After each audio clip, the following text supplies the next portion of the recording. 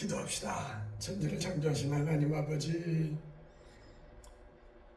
오늘 강화 동막해수욕장 아름다운 해변에 와서 자연과 함께 찬양하며 영과 진리로 예배드리게 하시니 감사합니다.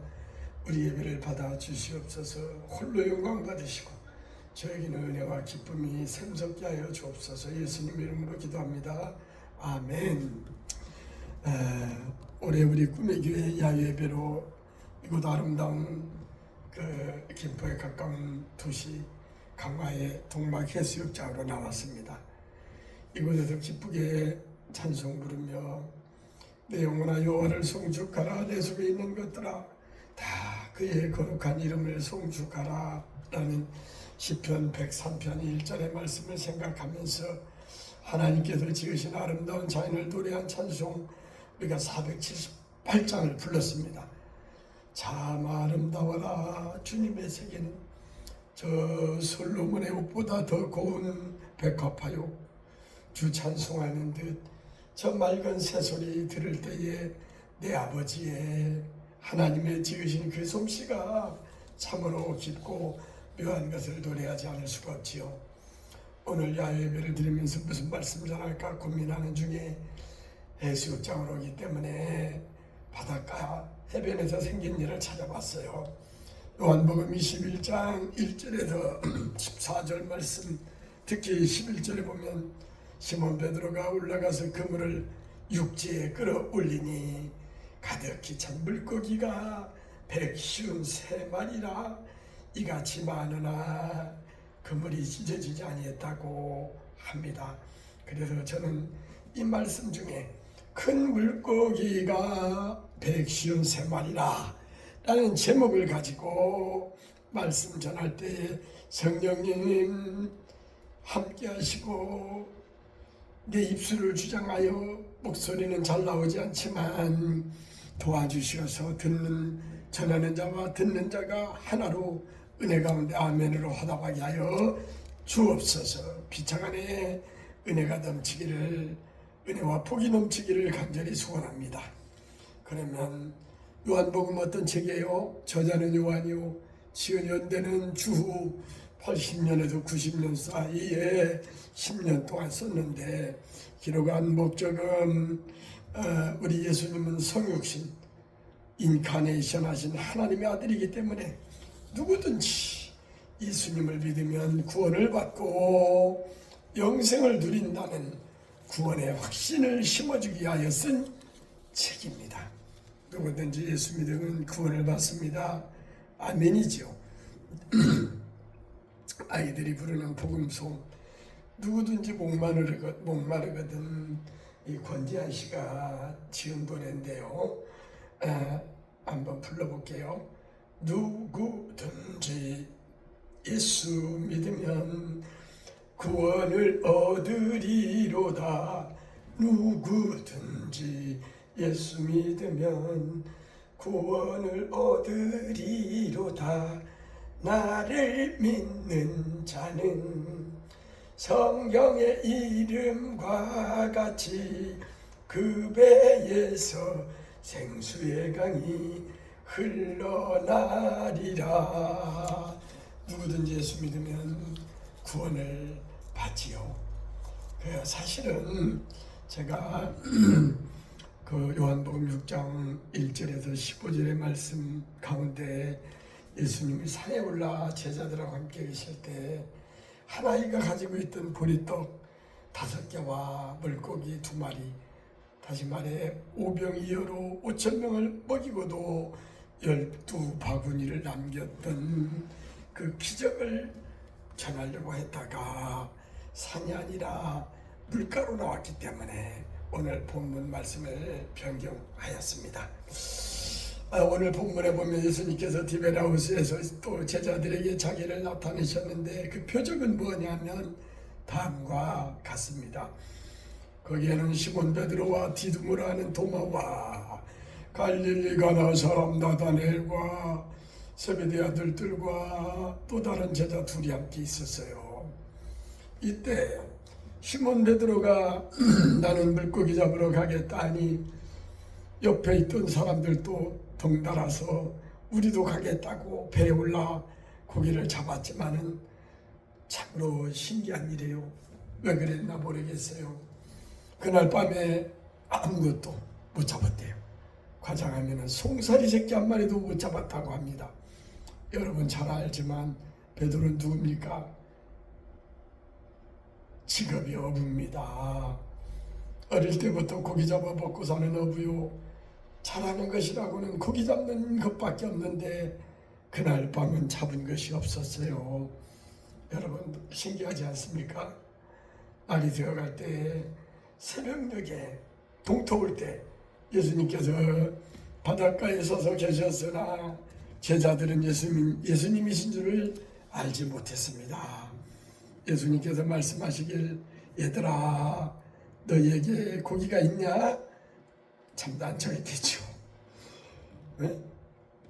베드로가 어부인데 밤새 고기를 잡은 걸 아는데 고기 있냐고 물어보는데 고기 잡은 것이 없다고 해야 하잖아요. 없는데 어떻게 있다고 거짓말할 수 있습니까? 대답하기를 없나이다 라고 말하자 예수님께서는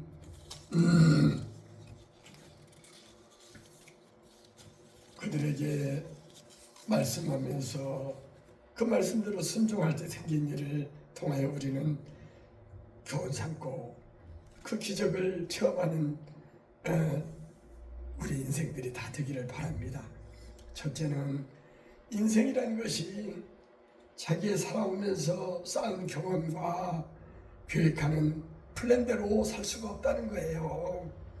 베드로는 우리가 잘 아는 바와 같이 직업이 어부지만 그날 밤은 놀랍게도 고기 새끼들이 다 어디로 출장을 갔는지 나타나질 않았어요. 그런 게 잡을 수가 없죠. 고기가 안 보이는데 어떻게 잡습니까? 인생을 살면서 우리도 아무리 공부를 많이 하여 석박사학위를 갖고 사업에 성공하여 돈을 많이 벌고 지위가 높다 할지라도 인간들의 생사화복은 우리 사람들의 의지대로 안 됩니다. 세상에 온 것도 살다가 가는 것도 안개와 같이 잠깐 보이다가 없어지는 안개와 같다고 하잖아요. 또 주님은 오늘 밤 내 영혼을 다시 도로 찾으리니 내일 준비한 것, 예비한 것이 누구의 것이 되겠느냐라고 반문하는 주님의 말씀처럼 내일 일을 우리는 알 수 없습니다. 내일 일은 난 몰라요. 그 안희숙인가 노래가 있죠. 예측할 수가 없습니다. 그래서 내일 일을 위하여 염려하지 말라. 한날 괴로움은 그날의 족하니라 하시며 한날에 최선을 다하며 살라고 우리 주님 말씀하십니다.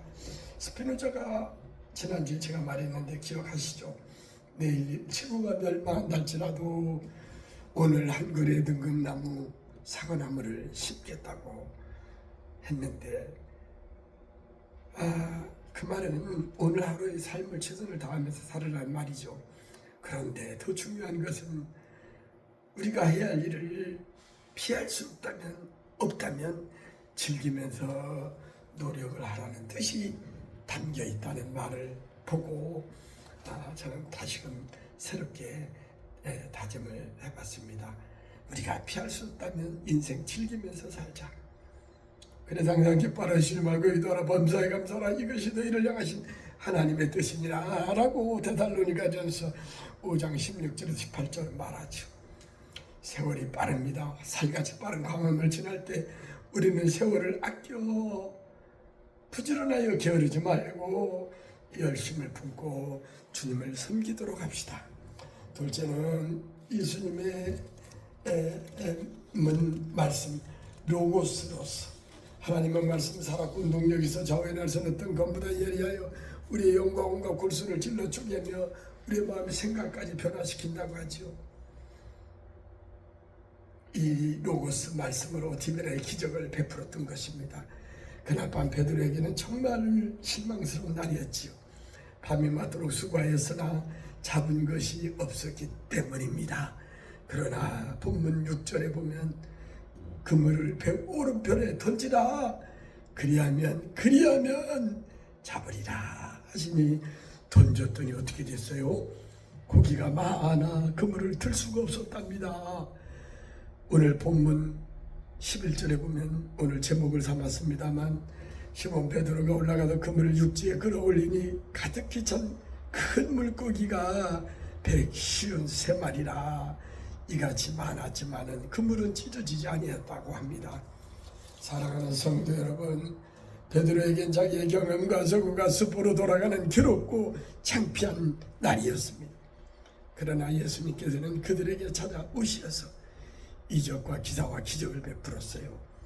오늘 말씀은 누가복음 5장 1절에서도 11절의 말씀에도 나옵니다마는 요약하면 시몬이 대답하되 선생님 라삐여 우리들이 밤이 새도록 수고했는데 잡은 것이 없어요 하였더니 말씀에 의지하여 배오른편에 그물을 내리리다 하고 말씀대로 하니 고기를 잡은 것이 힘이 많아 그물이 찢어지는지라 라고 기록하고 있습니다.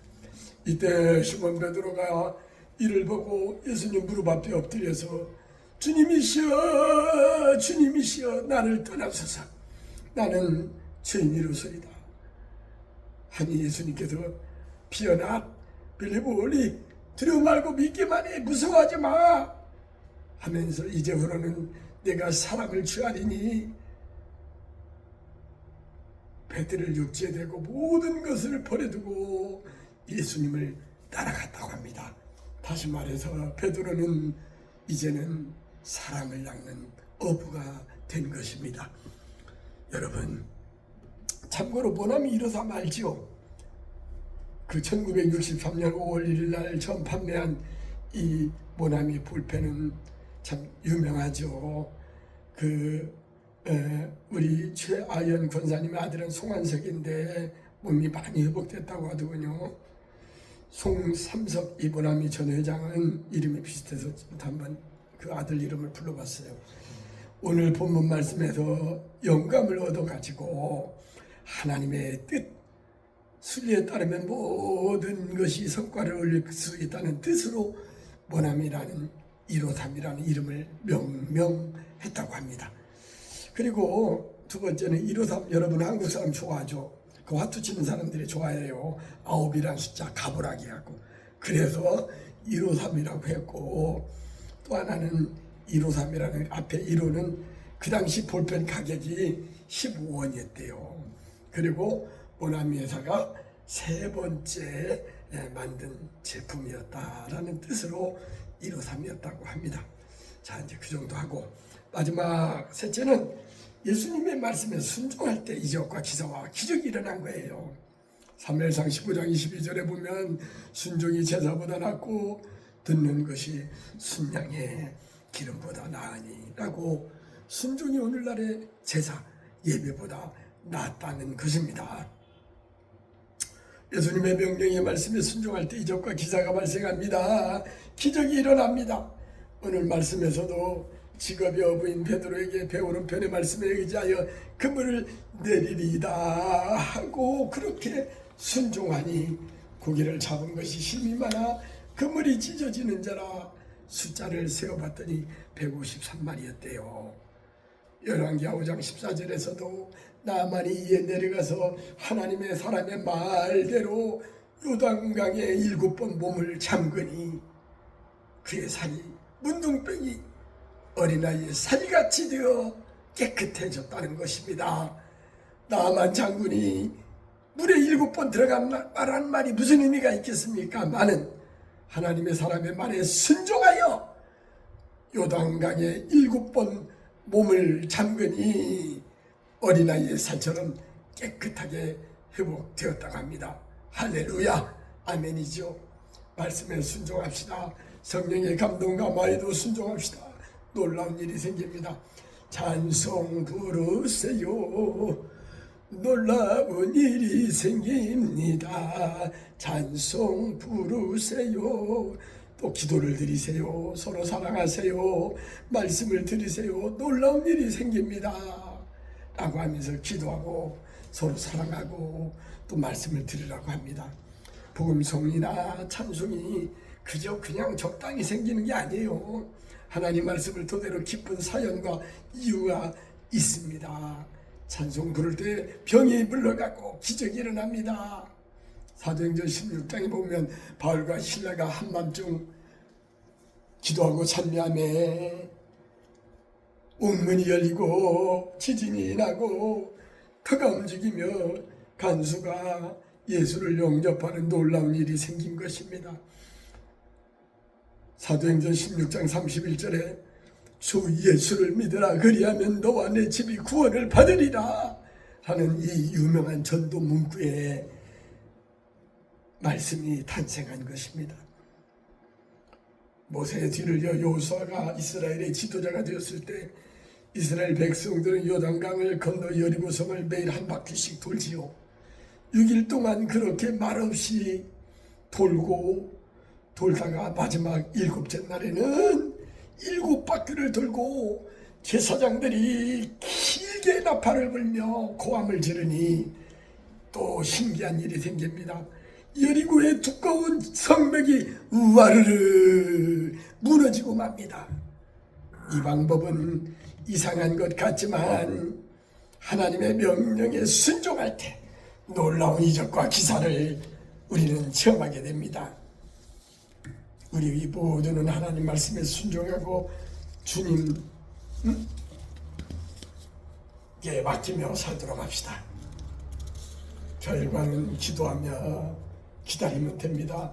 하나님을 사랑하는 자 곧 그 뜻대로 부르심을 입은 자들에게는 모든 것이 합력하여 선을 이루느니라 라고 로마서 8장 28절에 기록하고 있죠. 이제 말씀 마칩니다. 오늘 말씀의 요지는 우리 인생은 별거 아니라는 거예요.